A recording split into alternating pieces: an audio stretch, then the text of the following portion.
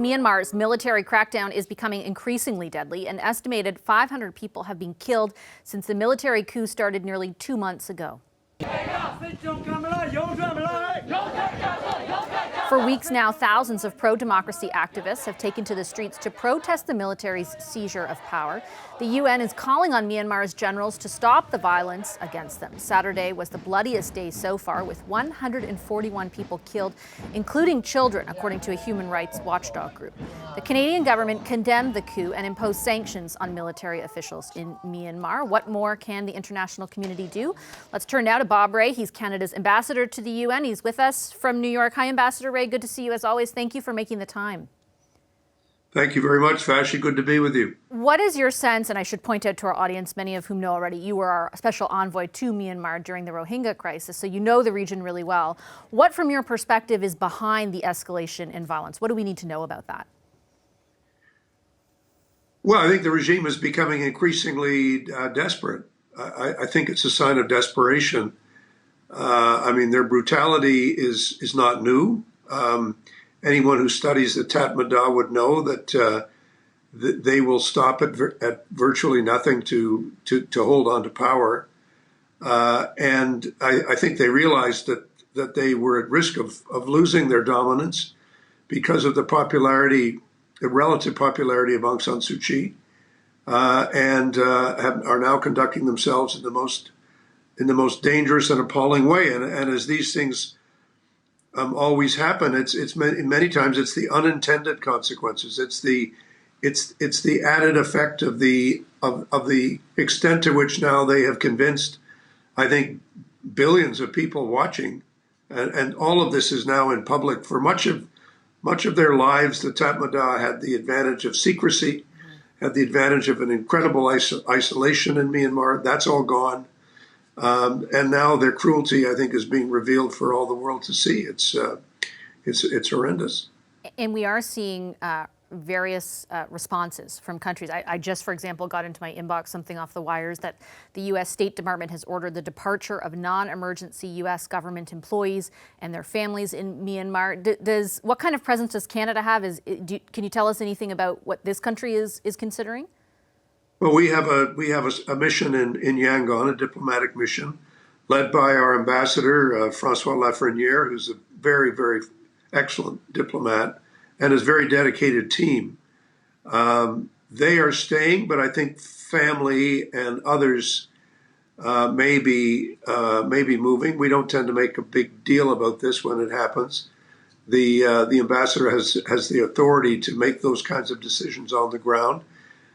We also have a lot of locally engaged staff that we're very concerned about. But we're trying to maintain as much contact as we can with each other in the diplomatic world. We're also trying to maintain contact with civil society all the time. So we have a pretty good idea of what's going on. It's not good. It's a very serious situation, and it's very risky for people. But we're trying to keep our mission working as steadily as we can. I was going to ask, are you worried for the safety of Canadians there? Well, we rely a lot on on people's local sense. I mean, if you sense you're in danger, let us know. I think people feel at this point that it's okay, but the government in Ottawa watches that very closely, and we're all in contact. I've now become part of this world where we're talking to each other and analyzing the situation very carefully as much as we possibly can.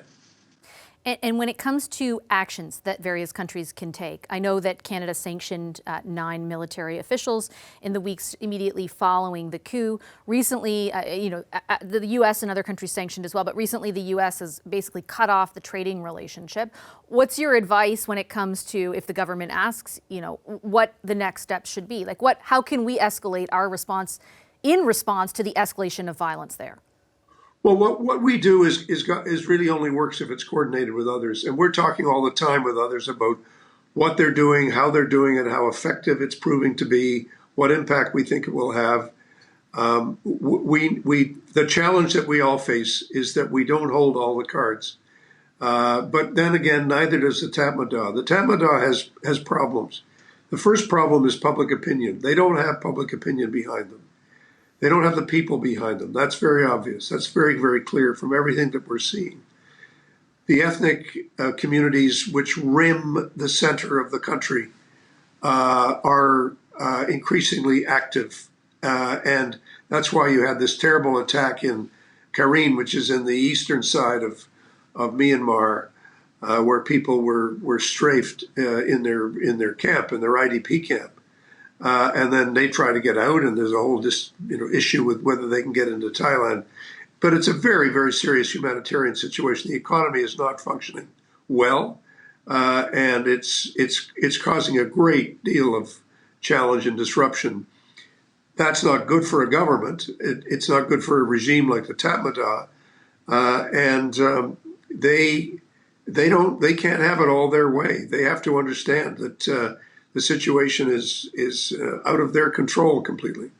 Are there discussions, just pointing back to your comment about working with others, are there discussions, for example, with the U.S. or other countries about escalating, again, our response to this? Yeah, there are always discussions. I don't want you to think this is some kind of an announcement. We are in contact on a very, very regular basis with our partners in the EU, with the United States. We're talking a lot with ASEAN. We think there are countries in ASEAN, like Singapore, like Malaysia, like Indonesia, that I think fully appreciate how serious the stakes are for their region, and how it's not in anyone's interest to have this level and degree of instability. And we have to find ways to keep up the whatever international pressure we can, realizing that, as I said, we don't hold all the cards. China is a huge player. India is a huge player. There are other investors in Myanmar. We're not among them. But we do have the ability to work effectively with a lot of others and to put quite a lot of pressure on. And we'll just see what more we can do, how we can turn to defend the interests of the civilian population as much as possible. It's very difficult because people say, well, surely you should stop this. And you say, yeah, okay, yes, we should stop it. Question is, how? And what is the way of stopping it that's going to be the most likely to succeed and going to cause the least loss of life? And those are the calculations that every government is making at the moment. You mentioned China in the context of Myanmar. I have a couple questions for you in a different context about that country, just because I knew as soon as I mentioned the word. You knew I was going to. Well, I'm wondering, just because my colleague Rosemary Barton did an interview with the Secretary General of the UN a few days ago, in which he said that the UN is engaged in, quote, serious negotiations with China about being provided access into Xinjiang to investigate the human rights abuses taking place against the Uyghur population there. And I'm wondering, just because after that interview, China said, while it welcomes a UN visit, it is opposed to a, quote, investigation with a presumption of guilt. I'm wondering, from your perspective, if you think those negotiations will actually lead to, how realistic is it that China provides that access? Well, it's tough. I mean, I think we all know that. And I think that's one of the things that's always been difficult. I mean, going back in history, getting into the Soviet Union and finding out what was really happening in the 1930s, when millions of people were being killed in the assault on the Ukrainian population and others. The Russians, were famous for taking people through the so-called Potemkin village and showing people how everything was okay. So it's a challenge, the negotiation. But the UN is not naive. The Secretary General is not naive. The Human Rights Commissioner in Geneva is not naive. Everybody wants to find out what the heck is happening, to rely as much as we can on reliable sources for our information. But again, the Chinese need to understand the world is a different place now. We have ways of tracing the origin of goods. We have ways of assessing where stuff is coming from. And quite a lot of global pressure can be put on China for the abuses that are taking place in Xinjiang.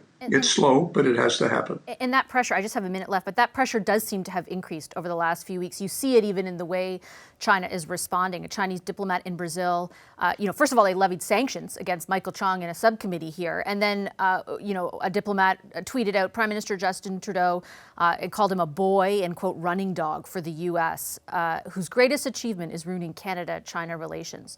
Do you think this is getting to them? Well, I think it's annoying them a lot. I mean, they actually, to be accurate, they didn't quite describe the prime minister as the running dog. It was the whole country that was the running dog. All of us are running dogs in this view. So, yeah, I mean, the rhetoric, again, is like something out of Orwell. You've got to expect these cliches and these ad hominem attacks, and you're going to get that. You see that a lot in the UN. None of this is new. I think it only discredits the Chinese attempt to defend the indefensible. And what's going on in Xinjiang is indefensible. Okay, Ambassador Rae, I'll leave it there. I appreciate your time this evening. Thank you very much. Thank you. Nice to see you. Take care. You too. Bob Rae is Canada's ambassador to the UN. Hi, I'm Vashi Capellos, host of Power in Politics. See more of our show by subscribing to the CBC News channel or click the link for another video.